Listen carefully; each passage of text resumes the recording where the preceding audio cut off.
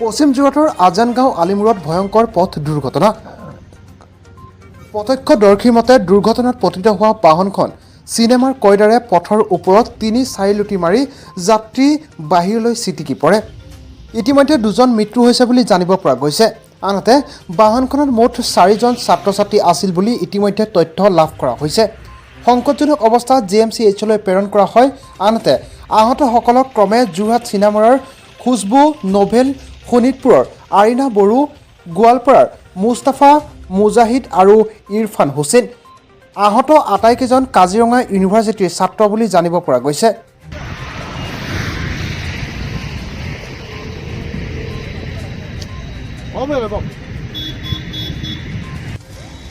পশ্চিম যোৰহাটৰ আজানগাঁও আলিমূৰত ভয়ংকৰ পথ দুৰ্ঘটনা। প্ৰত্যক্ষদৰ্শীৰ মতে দুৰ্ঘটনাত পতিত হোৱা বাহনখন চিনেমাৰ কয়দাৰে পথৰ ওপৰত ৩-৪ লুটি মাৰি যাত্ৰী বাহিৰলৈ ছিটিকি পৰে।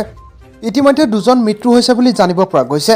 আনহাতে বাহনখনত মুঠ 4জন ছাত্ৰ-ছাত্ৰী আছিল বুলি ইতিমধ্যে তথ্য লাভ কৰা হৈছে। সংকটজনক অৱস্থাত GMCHলৈ প্ৰেৰণ কৰা হয়। আনহাতে আহতসকলক ক্ৰমে যোৰহাট চিনামৰাৰ খুছবু নোভেল, শোণিতপুৰৰ আৰিনা বড়ো, গোৱালপাৰাৰ মুস্তাফা মুজাহিদ আৰু ইৰফান হুছেইন। আহত আটাইকেইজন কাজিৰঙা ইউনিভাৰ্চিটিৰ ছাত্ৰ বুলি জানিব পৰা গৈছে।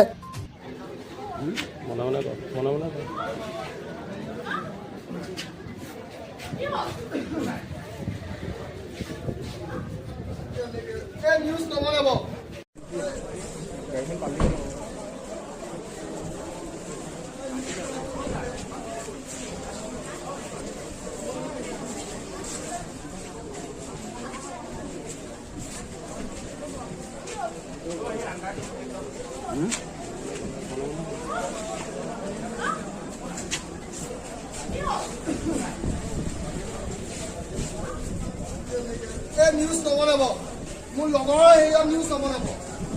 নাই নিউজ নবনাব।